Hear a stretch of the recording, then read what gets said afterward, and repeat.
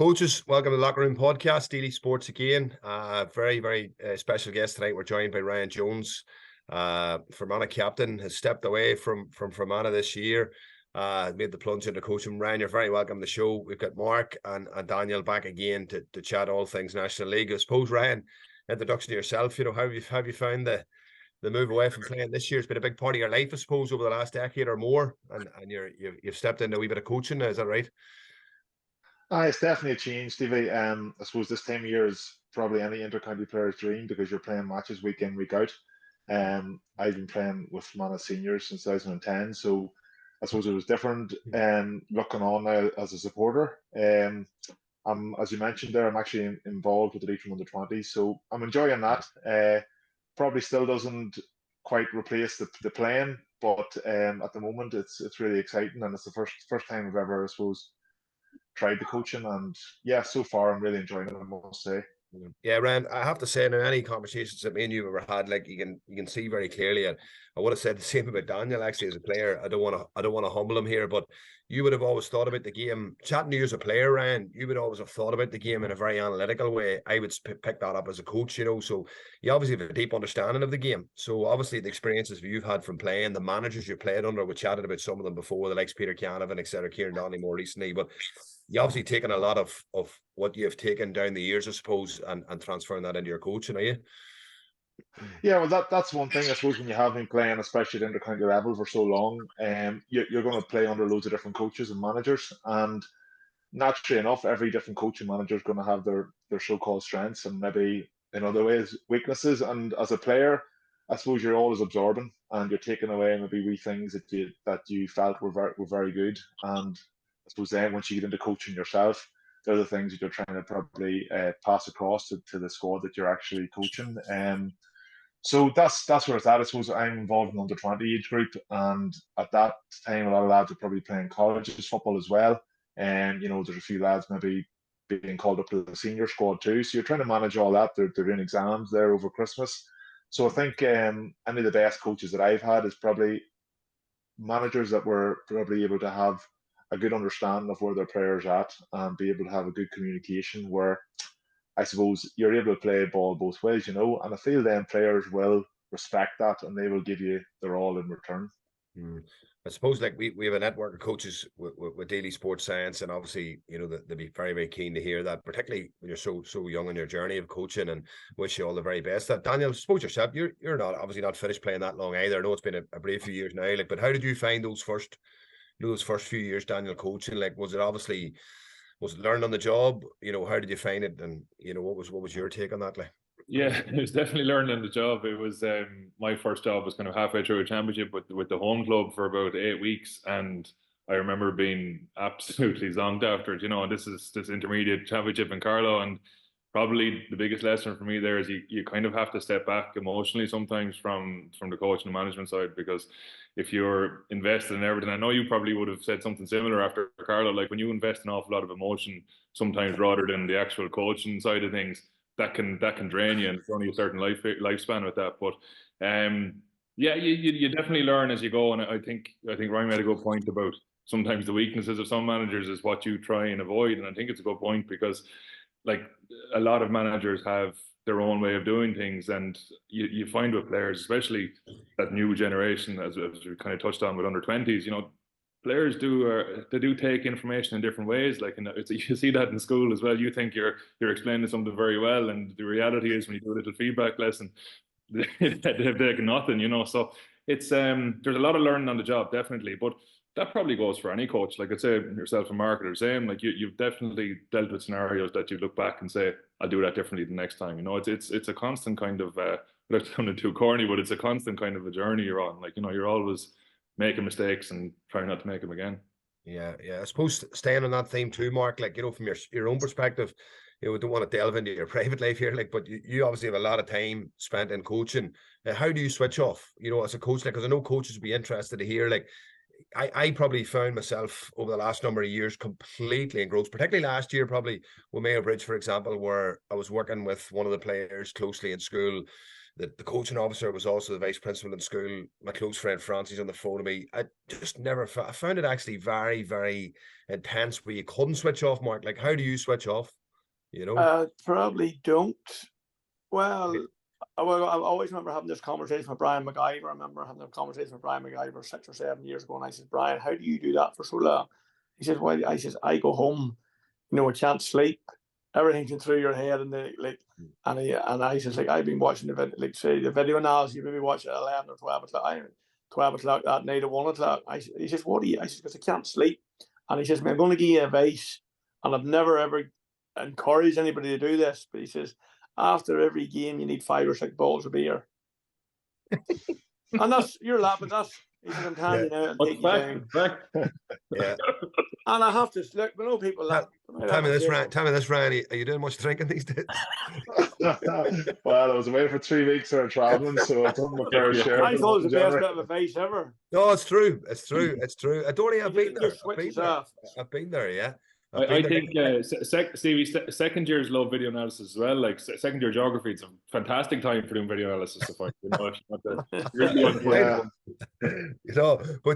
think there's definitely a place for something like that. You think of even a team there maybe that went out and played a National League game at the weekend, and they've maybe lost an early, and then they have to go again the following week.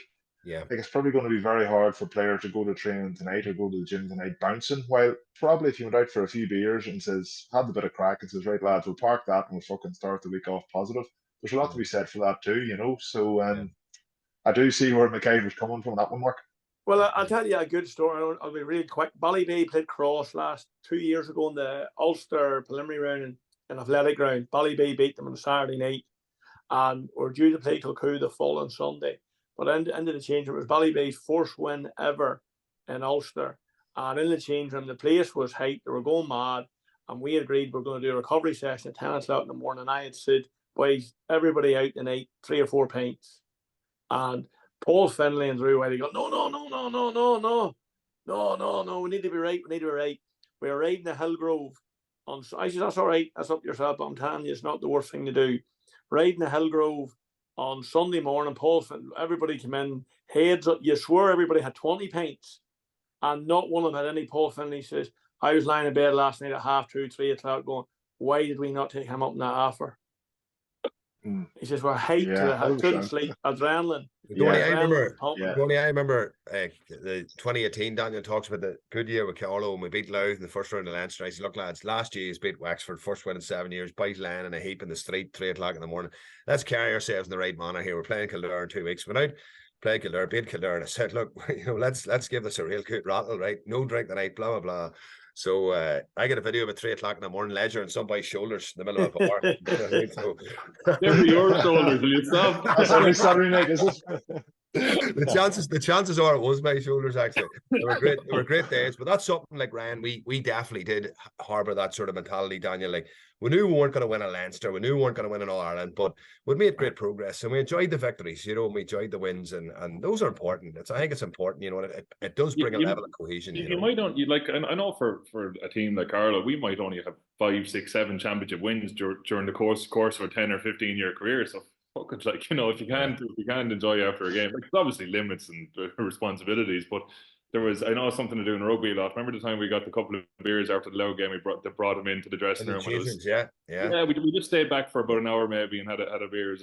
Nice. That was a nice moment, actually. I remember the Leinster Council just staring at me as I was carrying the case of beer and going like, typical fucking typical fucking Morty, look at the Lee Stewart's looking at disgust, boy. Look at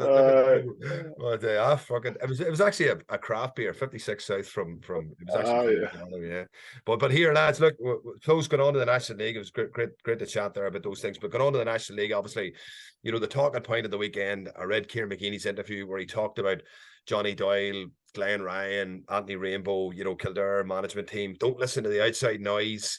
I've been there, and that's fine, right, saying that. But lads, there has to be outside noise. Like what? It's no point asking the question what is going on in Kildare, Daniel, but like Turlock was doing the RTE radio at the match, and he done an article for them after, and Turlock, who's actually cycling in Spain as we speak, but we I just read the article today, and he talked about how naive Kildare were. Now I watched bits and pieces of the game, how open they were, how easily Armagh cut them open. Like surely, Daniel, I know it's okay saying don't listen to the outside noise. There has to be major question marks there over the way Kildare are playing at the minute. Like. Yeah, and I was listening to the Alliance League Sunday yesterday, and Kieran Whelan was saying he was looking for a big emotional reaction from Kildare. I'm thinking that's actually the last thing you'd probably Kildare need. Kildare need a structured reaction. Do you know what I mean? You'd love to see them actually doing something, whatever it was. Like I know when Jack O'Connor went out and set up to defend against Dublin, that was fleeced by the public, you know, that they didn't have a go or whatever it was. But at least it was something. It was a plan. At the moment, it like you could see it in the performance against Armagh. Sometimes they were half the team were pressing kickouts. Sometimes half of them were man-to-man defending. Sometimes there was long ball going in when it should have been through the hands. Like, and a lot of that has to come back to coaching ultimately. And look, noise is noise, and that's fine. You're always going to have noise from the outside. But if you look at it analytically, I think Kildare have no identity. And look, it's not new that we've talked about this before. I mean, it's a lot of the similar problems with them. But could you discernibly say what they were trying to do on Sunday? I mean, it was you can see no patterns in what they're doing. Like you compare them to Armagh, for example, very clearly they'll pack their defence, they'll hit their 45, and they will break with serious intensity, and they'll leave a couple up. It's a plan. It's not rocket science stuff, but it's a plan.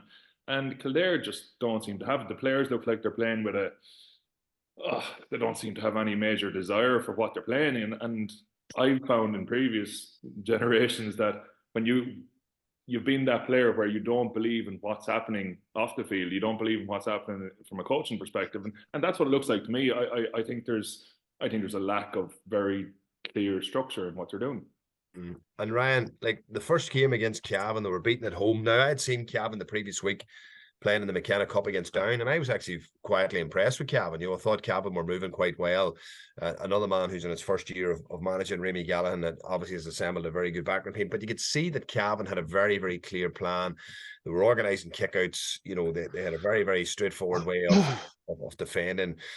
And I thought to myself, right, it's not that big a surprise, right? Cavan beating Kildare, it's not that big a surprise. But when they went to Fermanagh the following week, I really thought Fermanagh would struggle against them. Just the athleticism that Kildare have, Ryan, you know, the pace. Yeah. Like this is a team probably who 3-4 years ago won an All-Ireland under-21. Like, well, these players just have not come in or haven't pushed on. And what do you see, Ryan, as the issue in Kildare? Like, what's your views on the outside? Well, I suppose in my opinion, Stephen, they've played 3 Ulster teams in their first 3 games. Obviously, as you've mentioned there, Cavan, Fermanagh, and Armagh. And I feel Kildare really struggle whenever they're playing against a team that's probably really organised, set up defensively. And let's face it, most Ulster teams are going to be playing like that. Kildare sometimes are better when they go out and play a team who's so-called stronger than them and don't show them the same respect. And they just end up going toe-to-toe. And Kildare have loads of players. You think of Daniel Flynn and these guys when they're on it, they can go toe-to-toe and they can cause massive teams lots of trouble. Like last year, am I right in saying they beat Roscommon in the All-Ireland? They did, yeah. Kevin Feely. So like that was only last year. Same managing team, more or less the same players. So I feel Kildare, they're a proud footballing county, and they probably want to play that way. They just want it to be free flowing, toe-to-toe. We go at you as much as you go at us, and let's just see who'll outscore each other. And the management team is probably trying to put structures in place. Like as you said yesterday, they were getting set up against Armagh, but then they were putting no pressure on the ball. It felt like it wasn't natural to them. So I suppose if you're a management team and you're trying to put all these structures in place, but the players don't really want to play that particular way, then you're not going to be successful. And I feel that's where Kildare has struggled. They are struggling to break down a defensive Ulster setup, and then they don't want to play that way themselves, and then they're ending up just putting in poor performances all around. Yeah. I just think, like, I'm looking at here, Mark, I'm just looking at their team here, right? And I'm looking at the likes of Kevin Feely, Kevin Flynn, Kevin O'Callaghan, Ben McCormick. Ben McCormick, Daniel, I remember coming into the team a couple of years ago after the under-21, there's big hope, right? Like Doran Kerwin, a real handful of a footballer. Paddy Woodgate, another good footballer. Daniel Flynn on the bench. Like, these are good footballers, Mark, like, real good footballers, like. Yeah, and you probably look, if you look at them, they're like athletically, they're conditioned, they're off the church. I always remember last year, Clare put them in Ennis, and I don't know, but Clare led us with 15 minutes left. Clare led by 8 points, and we still end up Now, I remember after 45 minutes of that game going, I actually can't believe how poor they were. But then, look, 15 minutes, Daniel Flynn kicked me 4 points that were just off the radar. But Ryan made an interesting point, and that is, look, they struggle against, see, a well-set structured defence, but they also struggle with that serious, when the team brings a swarm tackle and a massive intensity, they just don't seem to like it. Plus, it's nearly like, when I watched Kildare, even last year a couple of times, it's nearly like they want everything has to be perfect score. They nearly want it must be the perfect score, it must be the perfect pass. And sometimes when everything goes against them, it just as if everybody just downs tools. But look, it probably didn't help their chairman. I know their chairman came out during the week and made a statement about results haven't been good, and that probably didn't help. Look, it's definitely not a happy camp. There's no doubt when their chairman's coming out and I would say it was the last thing Glenn Ryan needed this week, but like they probably needed a performance yesterday and they got absolutely nothing. But like if you look at them on paper, brilliant players, they're conditioned, athletic, they're big. If you were picking a team, like the Kildare's probably a team you would look at that would be great to go and work with because there's so many good footballers, but also athletic. And then they have like the serious stuff coming through. Last year, like they beat a really strong down under 20 team last year in the semi-final. Right. And and they won an Ireland in 2 years, but 3 years before that, they've been in the last 4 years. I think they've been in 2 finals, won one and lost one. So look, and you look at Nice even last year. There's just something around. But I do think, and look, I remember this even last year with Clare. I noticed that down south they don't like that real intensity. The real high pressure cooker. Like I remember with Clare one night doing attacking grid and Colin says, like, we've never done this before. This was just our boys, and I was going mad at them because I wanted them to really get into each other, and it took me a while. It's just not something I find down south. Teams like doing a big lot. I know Paddy Tally would have said the same when he was down in Kerry the first 2 or 3 months. Everything has to be perfect nearly. They need to play the perfect football. It has to be a perfect open game. But look, he has actually changed that now in Kerry. Yeah. And I suppose, Daniel, like it's a valid point too, Mark, like from a northern perspective, like there does seem to be that wee bit more of a structure and organisation and maybe a bit of a doggedness around, the style of football. I suppose that's why Ulster's so attritional to have to. But Daniel, I suppose like when we think back to it, like maybe the profile and the stereotypical Kildare player is just nice, if that's the best way to describe it. Like is it as simple as that, or what is the like? Do you think, man, some of the managers and some of the coaches that have been there, like they've had good coaches, they've had good managers, who know the game, who understand the game, and nobody seemed to be able to get a tune out of them? Well, like, would you consider McGeaney? I know it's a different era. Would have McGeaney probably got a fair whack out of them? Like, maybe a different generation of player, Johnny Doyle, and and these guys, a bit more about them, maybe. Yeah, maybe so. I don't know. Like, I think Cian O'Neill was probably. I think that's when they were operating at their best. When Cian O'Neill was in charge, and maybe what was that, 2017, 2018, right in that period. Yeah. Well, yeah. I was about to say, like, when we played them in 2018. A Carlow team shouldn't be going out against a Kildare team thinking we can take these apart. Like, our thought was these lads, we can get stuck into these lads. I mean, that never came across our mind when we played Monaghan. But then they got the reaction, Daniel, Ryan. They got the reaction then at Newbridge or Nowhere, against Mayo, and it was like I was standing watching, going, "Is this the same bunch of players?" Like, so there has to be something there. Like, and it like, as you talked about, then Mayo suited them because Mayo was man to man. It was intensity. It was high intensity. And I remember at the time, Dorney ringing Tally at the time before we played Kildare, and just rang him, Malachy, Rook, different few other people who had played them.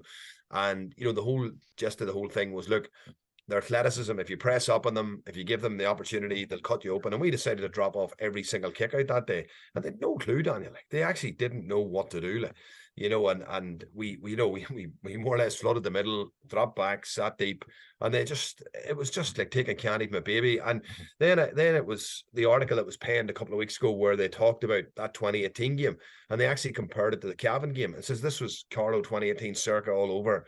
Cavan sat deep, just replaced Paul Broderick with Paddy Lynch. He says that was the only difference in the game. The Cavan free, just time after time, Cavan turned them over, broke down the field, score or foul, score or foul, score or foul. You think that's a coaching deficiency? Like, I mean, if there's we've outlined a couple of patterns that they do struggle against those teams. Like, surely, and I think this is probably where a lot of people in Kildare are getting the angst from, is like, this is what Glenn Ryan's 3rd, 4th year, Fourth. I think. Like, if there is a repeated pattern of them struggling against these teams, surely that must be every night in training. You are working against an overload defense. You're working against 14, 15 defenders inside the 45, repeating the pattern, repeating it over and over again. It doesn't look like there's any development. We talked in the last pod about Kildare look actually worse than they looked last summer. What has happened in the preseason? Like, what happened in the last 2 weeks to prepare for what Armagh were clearly going to bring, which was a packed defence? And I think that would be, as a player, that's what would annoy me most. Again, this is only guessing, but it just doesn't look like there's any clear identity of, how do we break down the one thing Ryan and Mark have both said, an organised packed defence. Like, I mean, there's.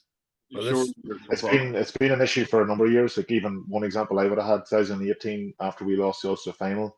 We drew Kildare in the qualifier, played them in Navan, and we just, as a free hit, we just went out and tried to, I suppose, go for it, and they ended up blitzing us.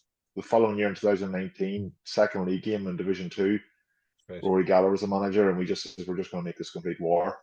9-5 or something, 8-6, I think it was. 8-6. I remember that. Kildare's the one team if you're playing. Something crazy they got, and that's 4 or 5 years ago, so nothing really has changed, is what I'm trying to say. They still struggle against a team that will bring a real doggedness and a real defensive shape that they have to go and try and break down.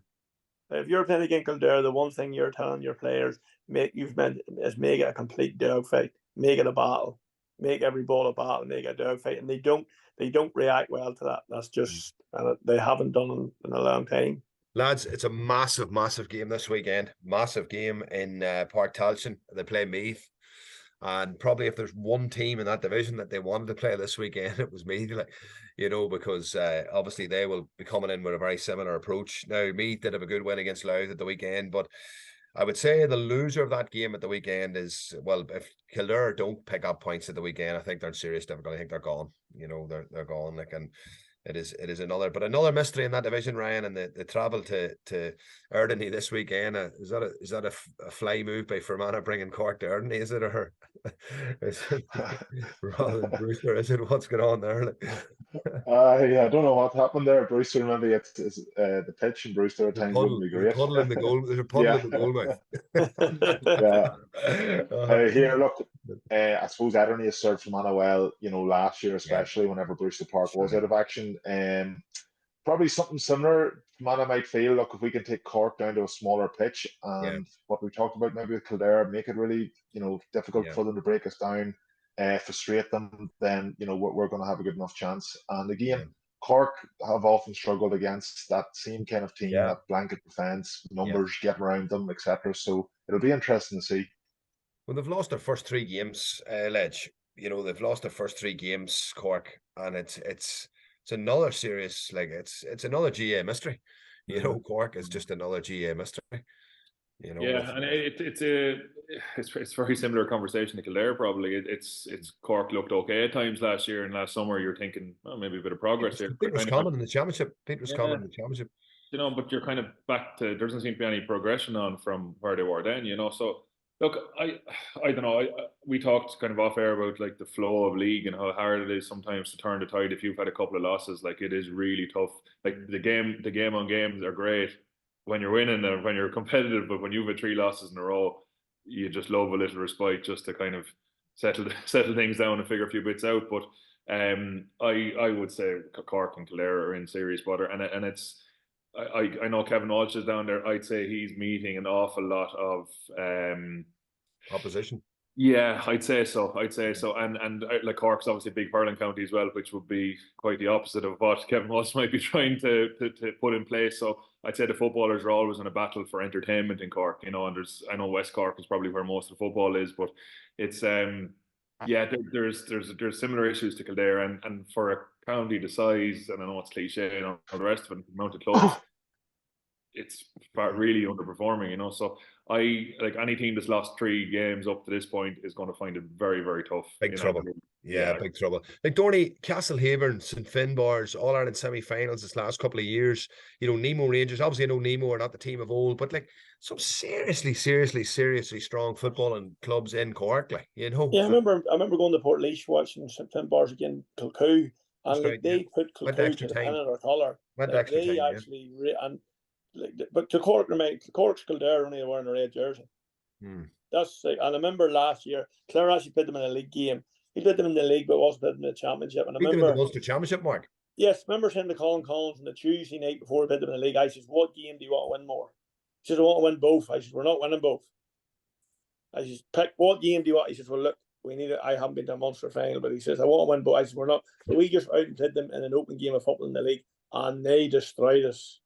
In the championship, we set up a low block defence, structured, narrow, and we made sure we man marked Matty Taylor, we man marked Sean Poacher, and Brian Hurling and Stephen Sherlock didn't come out of the arch, so they couldn't actually get the ball in. Yeah. And we had just pulled like a low block.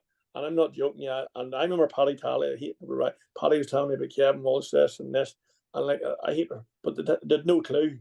They actually had no clue to break. And like, they left Brian Hurley and they left Stephen Sherlock inside, right top of the D inside Clare, and they couldn't get ball in. Plus, and Sean Poacher was man mark, was in the league we let him go, and Matty Taylor, and they really, really struggled. And like Ian Maguire, they'd done a box kick out the whole game.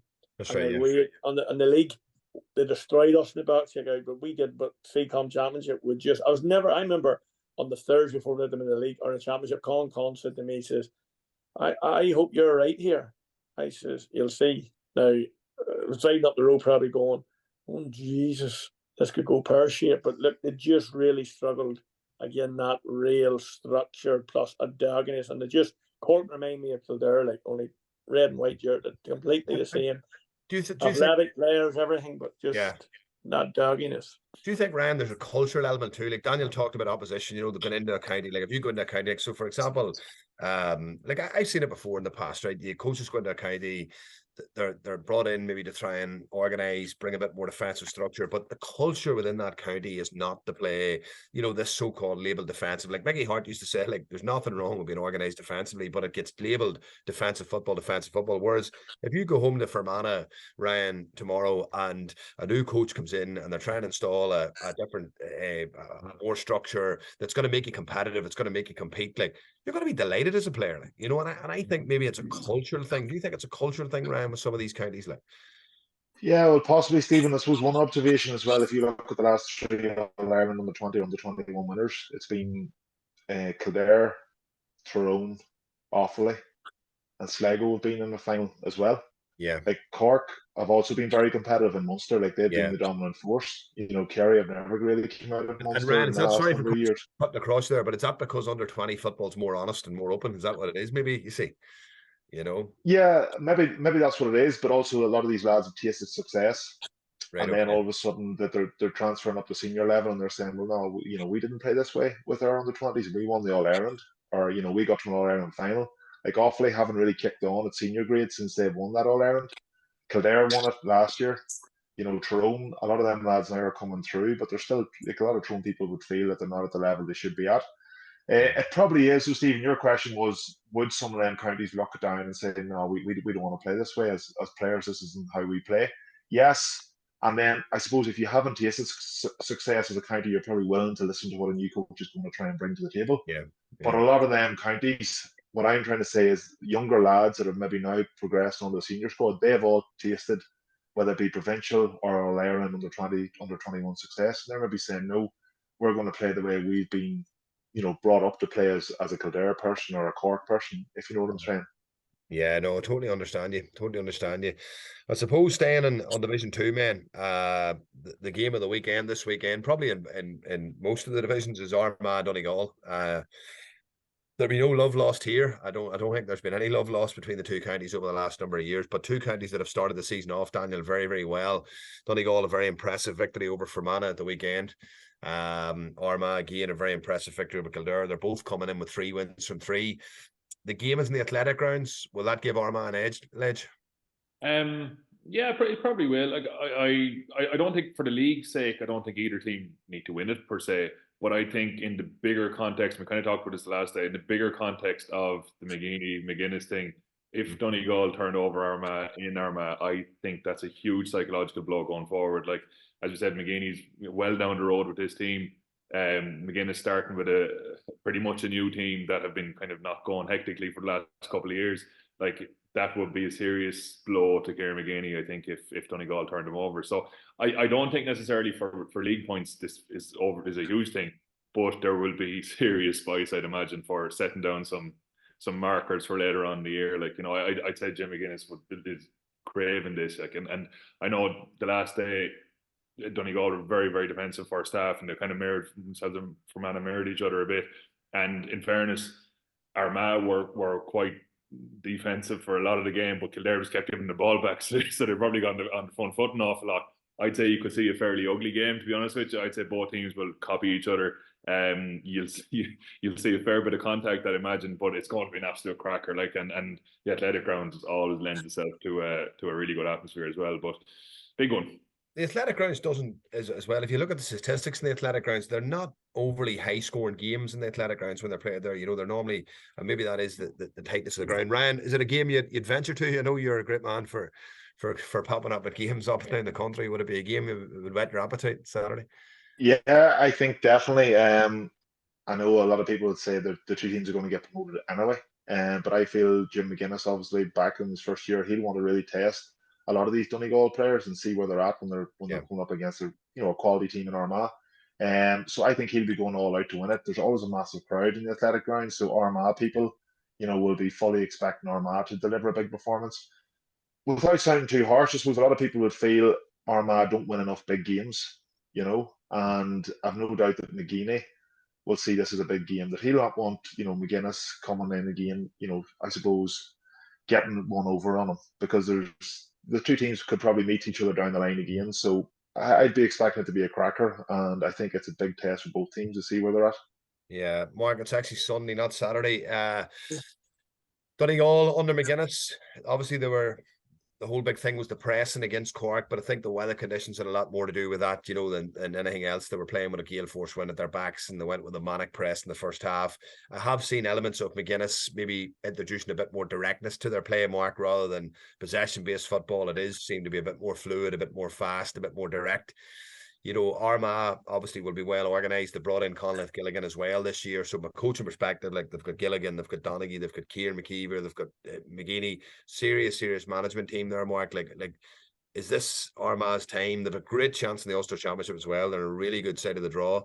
So is it a great opportunity for McGeeney to break his duck with this group, is it? Yeah, look, well, you're looking probably last year. I think we talked about this last year in the Ulster final. I think they went a point in front. Well, about a minute left, and they dropped off the kick out, and you're sitting squealing, even though I wouldn't be Armagh's biggest fan, but I remember sitting in Flounders going, what are you doing? There's a minute left, you're giving Derry the ball, and there's no team better. There's no team to better the building the score in Derry. Like, and I just think that was probably a big kick in the teeth for them last year, where they had went and pressed it, and they might have won the ball, and Derry never would have got the free shot. But look, it probably is. I think Ryan referred, they probably don't win enough big games. Last year was a big blow for them.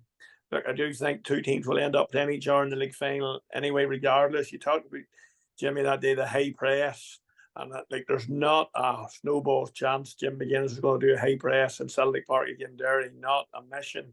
Yeah. Because Derry will absolutely destroy them. Everybody's getting carried away. This is Jim's new way, but there's not a hope. He's maybe trying stuff out in the league, or maybe trying to fool people, but there's not a snowball's chance he can into Celtic Park in 8 weeks' time with high press, because his high press will absolutely. See, that's right. Sorry for cutting across you, Mark. That's an interesting one for me, because I think McGuinness came in this year and this was his new idea: high press and kick out, high press up the pitch, turn the ball over as high up as possible. I think he pressed the kick out. But I think now he's starting to maybe figure out, Jesus, I'm not too sure if I can actually play this way, as you said, against Derry. So is he going to change it mid-league? Like in the first half against Fermanagh, they completely dropped off and allowed Fermanagh to dictate the ball, and Fermanagh stayed in the game. And then all of a sudden he says, well, hold on, we need to go out and win this bloody game. So they pressed Fermanagh. But against Derry, like, it'll be really interesting to see what he's going to do in the championship. So there was a bit of a sort of a flick of the switch then, Ryan, was there, against Fermanagh, where they I think McGuinness came in this year, and his whole idea was, we're going to change the way Donegal play. We're going to play really high pressing on kickouts and in general play. We're going to squeeze the pitch like the way they do. McBurdy and these boys, their work rate has went up massively. Yeah. And then now he's seen Derry now a couple of times. Obviously, he played them in the McKenna Cup final. And Derry, there's no better team than one-on-one. If you press them high and leave gaps, they have the players and the tools just to beat you. So I'm wondering now, is McGuinness starting to think, well, hold on a wee second here. I maybe need to take a step back from what I'm thinking and maybe go back to, maybe the older style of Donegal. Yeah, it's interesting. Do you see anything different, lads? No, I was just about to say there's probably a case to be made that there's occasions that any team will have to go and chase the ball high up the field.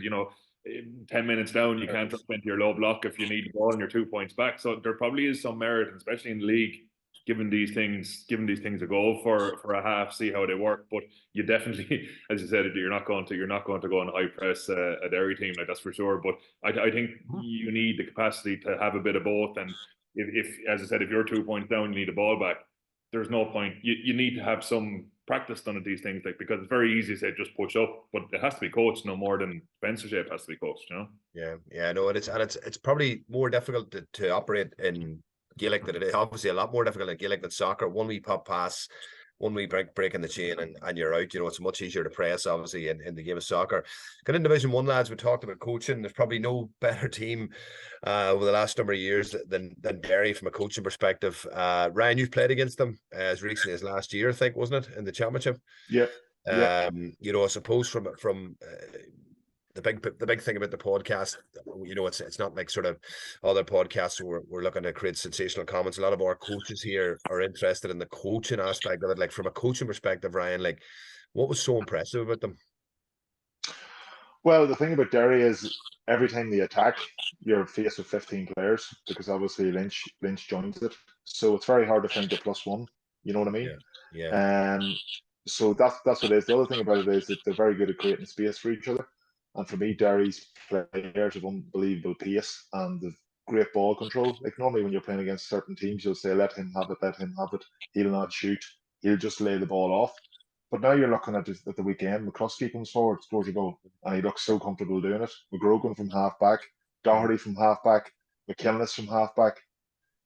So Chrissy McCaig, a couple of years ago, was, when you think back, playing for Slotneil, Mark and Jeremy Connolly puts him on the back foot and scores from all three.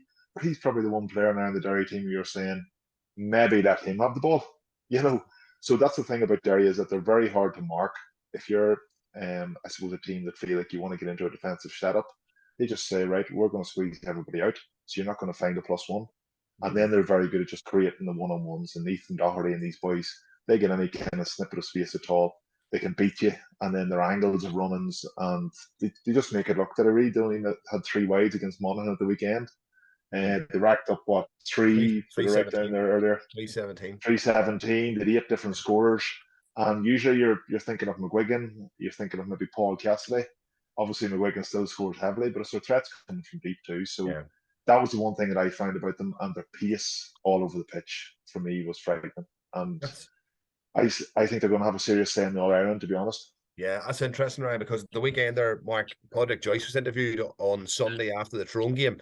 He had stayed down on Saturday night before the game. Seen him, he was at the Derry game. I seen him. Went to Celtic Park. You were at the game, Mark, yourself. From a Derry perspective, Mark, listening to Joyce was very interesting, where he talked about the athleticism of Derry. He couldn't believe the conditioning levels. Ewan Mulholland also made his debut at the weekend, is that right? Yeah. Yeah, so David Mickey Hart, to be fair to Mickey Hart, he gave you a debut, and that's what it's about to come to. I think what Mickey has certainly done is he's got the squad a wee bit deeper. He's got them a wee bit. It's got a wee bit of a deeper squad than maybe previous years. Yeah, because that would have been one of the criticism. Now, Rory Gallagher done a brilliant job, but it probably was one of the criticism would have been leveled at Rory was maybe that there were 17, 18 players once they went down to that. They're lost now, to be fair. Mickey Hart, like the found Ewan Mulholland now, Emma Bradley, of course, not his debut, but back. Baker, a cornerback from Steelstown, Cormac Murphy, like they're just, even Ryan Scullion in goals. Like, you wouldn't have knew Owen Lynch was missing another day. Ryan Scullion just comes in and plays the exact same way, but it was their running power that, like, it was frightening. Their running power they are doing. Like, to be fair, Monaghan were well set up at times, and it's just, Ryan mentioned it, it's so hard to defend 15 against 14. Like, it's just because all they're doing is they're looking 1v1s, and they'll back every one of their players in 1v1s, but it's their angle of runs, it's their cutting, every pass. I think it was Porrick McGoldrick's goal. Like, if you watch it from 10 seconds from their 21 to the far 21 balls in net, but it's the man that's coming off the shoulder. It'd be 8 and 9, hard run, and it's just impossible to defend again. And I know, like, every one of them so good in the ball. And funny enough, Ryan mentioned Chrissy. I actually was talking to Chrissy today. Me and Chrissy used to fall out with this during the year with Neil, where I wanted Chrissy that when we turned the ball over to go, but Chrissy just had this thing in his head: I need to man the ship. The other night, Conor McCluskey's first goal, Chrissy McKay's in the 6-yard box with him. Their third goal, Chrissy McKay's in their 6-yard box with him. And I says, how come you're doing this now? When and he just said, look, the horse, it's just, this is what they're, the minute they turn the ball over, it's just lightning. Like Conor Doherty, these boys, but also they have a serious platform midfield with Rodgers and Glass. Like, it does give them serious physicality around the middle. It's the best midfield. It's the best midfield in the country. No, best midfield in the country. Yeah, I would agree with you. Yeah. But it's just like, I was watching Stanley Park the other day. They're the one team you love going to watch because they just, when they have the ball, they go like it's every pass. If every pass or forward pass, I would say I'm trying to think, very rarely inside their 45 or inside the 50 did they go lateral or backwards. Everything was a forward pass, men getting ahead of the ball, men coming after you. And the interesting thing was, nobody has ever taken the ball standing still. Like, they're always somebody. It's never a flat pass where somebody stands. They're always coming in. They're driving hard into the danger zone. In like Conor Doherty, Chrissy, Pádraig McGoldrick, Baker, and then the likes of Shane McGuigan and Paul. Yeah, these boys are coming around the look, and it's just a wee slip, and it's just like you're sitting looking at it, going, "It's so easy done. Looks so easy, but it's not." But their athleticism. And funny enough, Pádraig Joyce, I had seen him just at half time. He's sitting about 6 or 7 seats, and he was sitting with an Armand. But I would say they were just sitting. Oh, that's Derry's going to be like, if the alarm was run the next 4 weeks, Derry, there's only one winner. The only thing I would have is it's still very early, and they're still going very well. I know they went last year, started after a steam train and went the whole year, and that would be the only wee worry I would have them. Now, I think they're the best team in Ulster by a mile, but yes, if the alarm was in 4 weeks, they're the team to beat. But it's not in 4 weeks. But look, they are going to have a big say. And plus, Mickey Horton, to be fair to the horse, their squad's a lot stronger now. And like Derry, like in Stevie Poacher on Saturday evening, it was packed for a league game against Mulla. And Derry's they're like, it's a county that's just on the up. It's a county definitely, Mark, that's thriving. Ryan, you were going to say something there just about from midfield perspective. Well, the one thing I would notice about them as well is if it is a slow attack, they just wait till they get the mismatch. Because they have so much pace across the pitch. And as I said, a lot of these lads aren't just very fast, they're very skillful, great ball control. They'll just keep moving that ball. If it's slowed down, keep moving it to find the mismatch, and then eventually they get in. The other thing, Mark, you talked about playing narrow against Cork and, a low block. For me, like a lot of teams are struggle then to penetrate from wings. Derry are unbelievable at penetrating from wings. You've even Doherty sitting on one wing and you've Paul Cassie sitting on the other. And the way them boys as individuals can generate scores for themselves, whether it be with their runs or with their, like slipping one way, the angle that they take the ball on, I feel Derry are excellent at coming off wings, getting scores. You mentioned that Derry's warm-up, and it's the same warm-up they've done last year. 50% of their warm-up, it's 3v3s coming from the wing. That's their warm up. They set these grids up 3v3 from the wing, both sides, and you mentioned that's their warm up. Like that goes back to the point Dan made there. Like it's all down to coaching. Obviously that's something that they're working on all the time on the training ground. So when they bring it to a game, it's not something that they haven't did before. They're used to it. Yeah, that's ultimately it, though, isn't it? Like, I mean, we're not talking about any sort of amazing things here. Like, these are just really simple things that are repetitiously done over and over again, and players that are obviously open to being coached. Like, so when we talk about issues in Kildare, issues in a lot of Leinster counties, it's because coaching, ultimately, and giving the players a menu that they actually really sell it to them. Like, you know what I mean? Like, I go back to Donegal again. That Donegal team were really poor for the last number of years, and all of a sudden now, just because it's a different voice, with a very clear plan.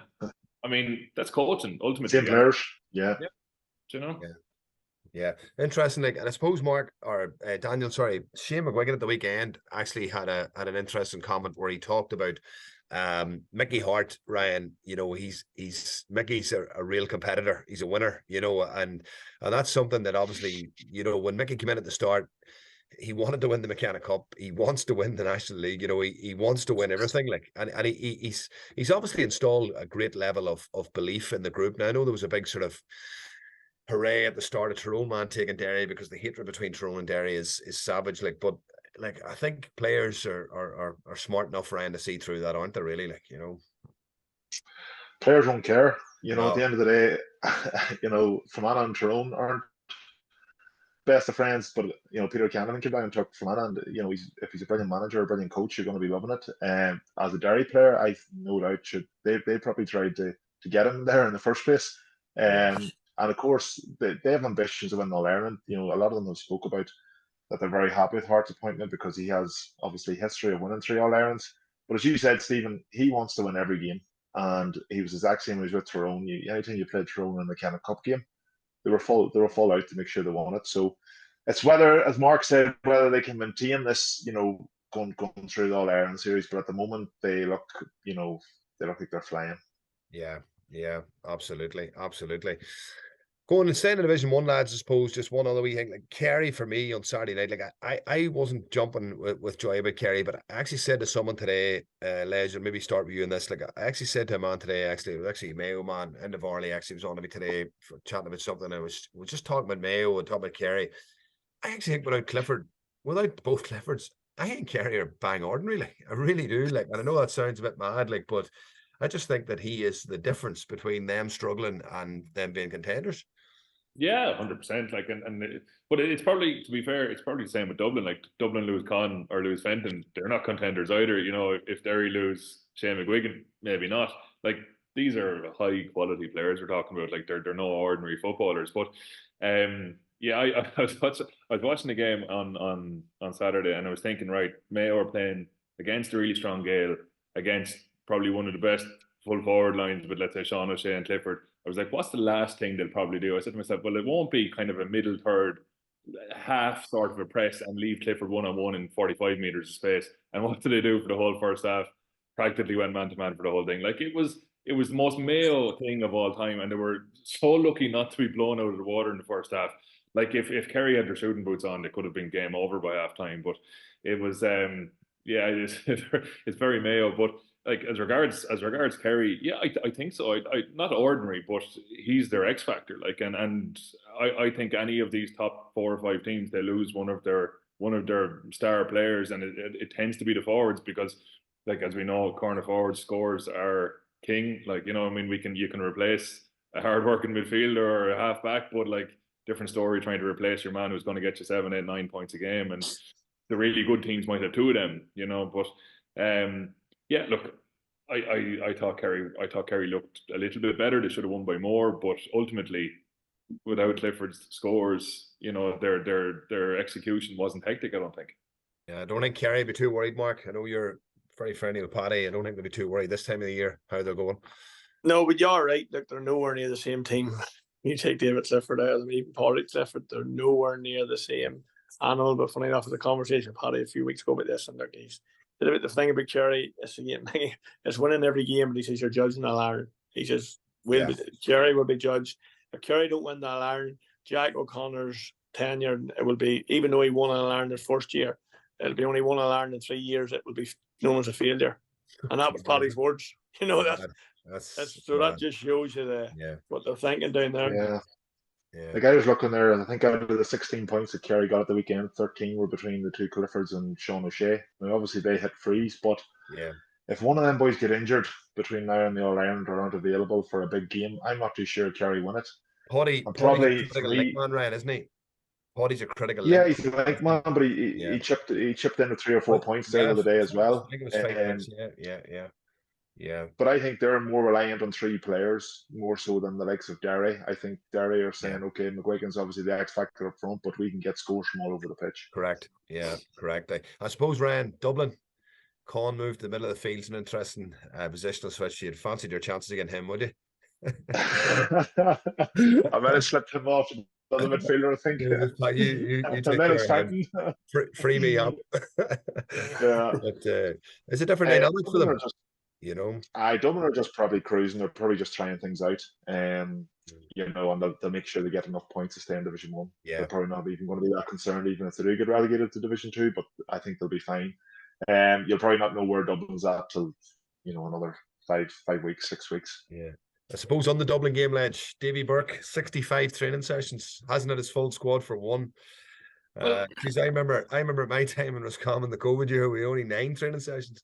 Looks like with the COVID police were on full flow, but 65 training sessions, like, it's mad, isn't it? Like, I was talking to our goalkeeper in school today, and we were chatting about it. Like, we're wondering, like, 65 sessions. I assume that's your gym sessions as well. Like, I mean, I know, like, your context is probably important. So most teams are probably training 3 nights a week on the field, 2 in the gym since November, give or take, I'd say.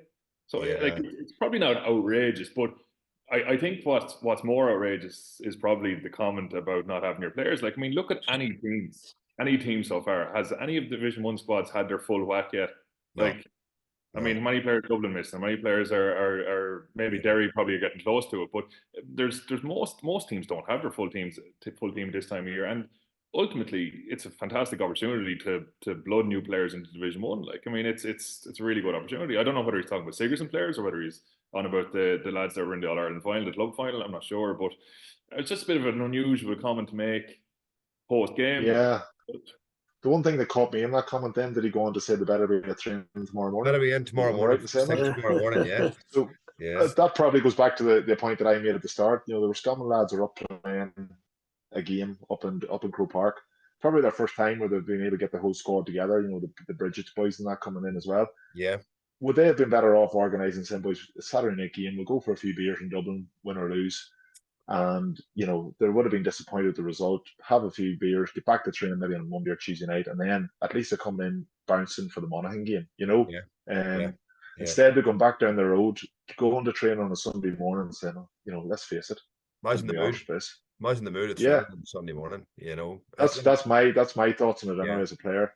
Yeah, that's a thin line, Mark. That's a thin line as a manager, like, to come out with that, like, you know, it's a thin line. Yeah, I couldn't understand that. I didn't understand the Sunday morning thing. Now, to be fair, after a National League game on a Saturday night, it nearly sounded like a wee bit like a man under pressure, even though he's probably under no pressure. But that's just what I took from it. It's like a man under pressure. But look, we're talking about our man, Donegal.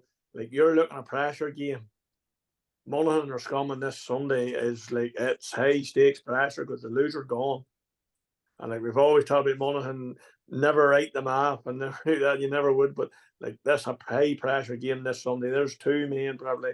And look, Vinnie Corey's done a great job last year, but Monaghan, Roscommon, if you're looking at a game this Sunday where it's everything at stake, that's your game. Probably Dr. Hyde Park is you know, it's probably gives Roscommon a slight advantage this weekend, Ledge, would you? Yeah, I don't. To be honest with you, I don't know. I was just, you're thinking about the comments and about the whole thing. What is it, as a player? What would you think? Like, what frame of mind would you be in if your manager's saying that publicly? Whatever about saying it to you in front of a group. I don't know. It's kind of very unusual sort of thing. Maybe it's a bit old school, a bit of a rallying cry, piss lads off, and hope you get a reaction. Like, but what I'd be kind of wondering, Roscommon, is if they've 65 sessions done of whatever, how is the best they can come up with against the Dublin team is to drop off every kick out and just go into 13 round the ball and not look organised in any capacity? Like, I mean, surely to Jesus, you'd have some sort of a plan, despite who you have or don't have. Like, you know, I thought Saturday, Ryan, was death by 1,000 cuts for them because, you know, they dropped off. Dublin are not another team who obviously move the ball with such pace, such efficiency, and they're probably one of the most unselfish teams in front of goal, in my opinion. You know, they're really, there's no real mavericks. You know, everyone will always make the better decision. Maybe at times an overkill in front of goal sometimes, maybe, you know, or maybe a hand pass over the bar when there was maybe a goal opportunity on, but like, it was, as Daniel says, Ryan, it wasn't a great way to set up, was it? I didn't actually see the game, if I'm being honest, I've only seen the highlights, but yeah, you would have felt what the players that Roscommon have, and let's face it, Dublin weren't full tilt either, you know, so it was a great opportunity, I think, for Roscommon to go and say, let's go after them. You know, I'm not saying you have to be sheep and go high press and man to man all the time, but dropping off every kick out and allowing Dublin to dictate the play.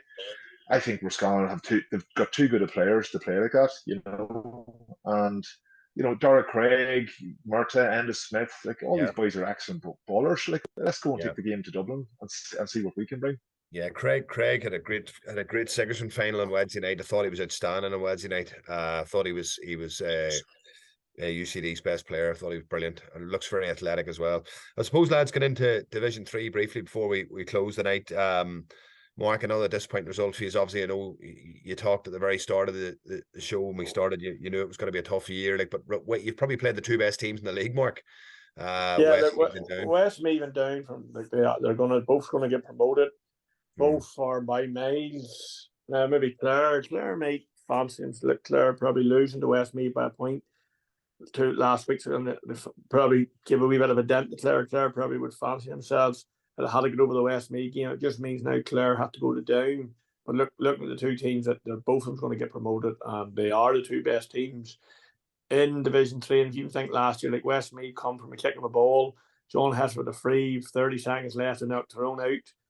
And it would have put Westmeath in the quarter-final of All-Ireland. Now, to be fair, I didn't think Westmeath were brilliant. Yes, they didn't need to be brilliant, but look, they've Rowan O'Toole and they've Sam McGrath, wing half back, was at 6. They do have like marquee players at that level. And look, them and Down, I've no doubt them and Down's they're gonna ease the promotion. Yeah. I suppose as well, Daniel, big win for Down at the weekend. I've seen them a couple of times this year. Obviously, Kieran Mina has brought in very, very much a pressing orientated game, with John O'Hara coming out of goals, pressing a lot more kickouts than they did last year. They dropped off probably nearly 80-90% of their kickouts last year. They also brought a bit of structure in their attack as well. You know, the overload one side and they try and isolate the likes of Kerr or Owen Murdoch on the other side. You know what? It's it's very interesting. You can see his fingerprints on it, you know, and obviously I felt last year after the Tailteann Cup final against Meath for once, as you said, swallowed their pride and ego and sat in deep, and Down just didn't have any answers once they negated the space, you know, for Down's goal threat. So obviously, I know you probably haven't seen them lads this year, but obviously Kieran's made a big impact there, you know, in Down this year. Yeah, well, I just saw highlights of the Antrim game, and in fairness, Corrigan Park's an awkward place to go, and it looked packed as well. Like it's a tough place to play football. It's narrow, and it's hard. Like it is hard to find space in it. But I thought they moved the ball quite well from the bits I saw, and like it does go back to the coaching element again. Like Mina's had maybe 3 months max to work with these lads or something, and you can see something discernible. Like, I mean, it's probably a good move in fairness from Conor Laverty to get someone in to recognise, okay, this is an area we're deficient. Let's see, can we bring someone in and focus on it? You know, so it'll be. Well, yeah, I'd say Westmeath and Down are comfortable enough. The bottom 6 is fairly competitive. Like, I mean, that'll be a bit of a scrap, I'd say, and it'll come down to the last day, but. Yeah, I think Westmeath and Down are probably ahead of the pack, and Westmeath are probably the one Leinster team that have that little bit of what we talked about earlier. That they do, and they had no issues with kind of with sitting in and kind of doing the dog on it if they have to, like, you know. So it's no coincidence to see them probably being nearly second, third best in Leinster, you know. It was probably a much more competitive 3 last year, Ryan. Yourselves in 3, Cavan were in 3, Westmeath were in 3, Down were in 3, you know, and probably Tipperary, you know, were a decent enough side last year as well, like, you know. So Offaly were there, and Antrim were obviously you know, taking results they you know, last year as well. Probably, you know, looking on, it probably was a bit more competitive last year. I would have expected maybe a wee bit more from Antrim. Maybe they were missing a lot of players there yesterday against Down. I'm not too sure, but I thought that they would have given Down a real good game. Maybe it was a competitive up to maybe 40-45 minutes, and then Down seemed to pull away. I think I definitely do feel now that Down have a bit between their teeth this year. I think they were mildly disappointed in losing to yourselves last year, Ryan, obviously in Erdney that day. I know it was a couple of goalkeeping mistakes. You know, I think you just got a goal late on, is that right? Won the game. We did. Yeah, quickly got one the high ball in. I know that was a devastating blow. Obviously, not getting promoted, so promotion was a big goal. Division 4 lads, the big derby at the weekend. Carlow and Laois went the way of Laois there. Carlow 5-0 up, disappointed 5-0 up, and then just capitulated. I think once Laois got kind of a stranglehold and kickouts and stuff like that, we couldn't kind of get out of our half, and it's like we were chatting earlier on about mentality and you know, when the chips are down, like how can you, a team that has no tradition of winning or no tradition of success, how can you react to that? And ultimately once Laois got 3 or 4 points up, it was almost game over, you know. So it's the hoodoo continues. I saw you tweeting about it there during the week with your fishing rod, see what you get, but the hoodoo continues for us. He wouldn't do that, would he? I know, in fairness, it's very quiet to social media these days. I never tweeted anything. When was this?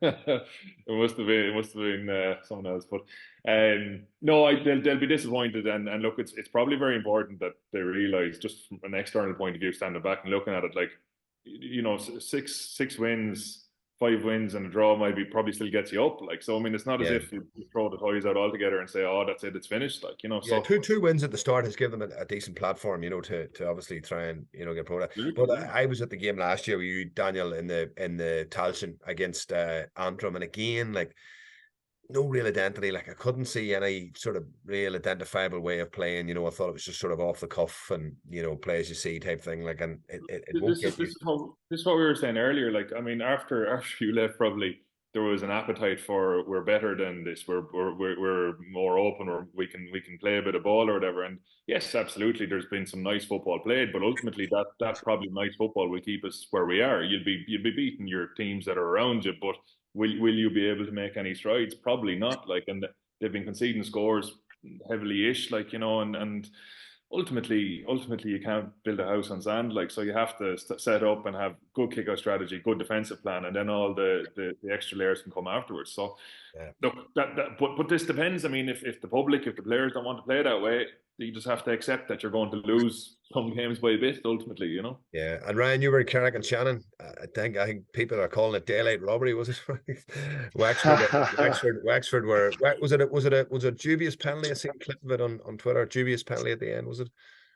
I think now, if you're from a Wexford, you know, point of view, you'd be saying, Jesus, that was never a penalty. Look, Leitrim, they were probably felt they were lucky enough to get it, but they probably needed a wee bit of luck. You know, they've had plenty of calls. Maybe, you know, when you're playing Division 4, you got to nearly win every game, and Leitrim have been unlucky with a few calls. So it was close. Wexford were, you know, very direct. That's the way they play. They've got lots of, you know, strong athletic players. But Leitrim, Ryan O'Rourke was back. He was on fire. Ryan's a good player. Ryan's a good player. So he's deadly. Obviously, Keith Byrne isn't playing at the moment for Leitrim this year. So Ryan and Doran, who's playing club football with St Jude's, both of them boys are leading the attack for Leitrim. And look, it's all to play for next week now. Probably Daniel down in Carlow. So it's 3 wins. It's 3 wins. It's 3 wins from 3 for Leitrim. 3 wins from 3, but I suppose then if they lost to Carlow at the weekend, Carlow then would have the head-to-head on them, you know. So, as I was saying to you, nearly probably need to win every game. Leash look like they're going to just run away with it, and then it's between the rest of them. Yeah, and interesting, Mickey Graham. Mickey Graham was an interesting addition to Andy's backroom team.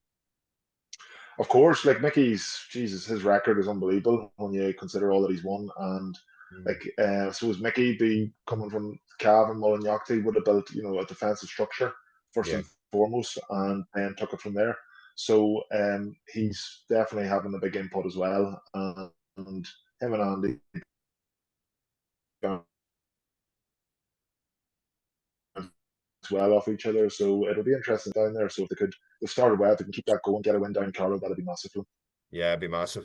And Mark, just probably finally, who have you got this weekend? Go to Clare. Oh, Jesus, you'll get a warm reception down there. But I don't know whether or not. I got a few messages today now. They're looking forward to seeing me. That's not a good thing. It's probably payback time, they're saying. I remember my dad telling me years ago, boy, he says there's no room for sentiment in sport, boy, so they'll be spitting on you and everything down there, boy. Sure. Well, just dealing the boys that you're along the line. No, but hey, listen, lads, brilliant. Ryan, thanks very much for coming on tonight, boy. Great to have you. And I wish you all the best with your coaching adventure with Leitrim. I'm sure it'll go really, really well for you. Mark and Daniel, again, thanks very much, lads, and really appreciate your time, man. And we'll hopefully see you again soon, boys. Thank you, lads. No, lads. Thank you. Bye-bye. Cheers, lads. Bye.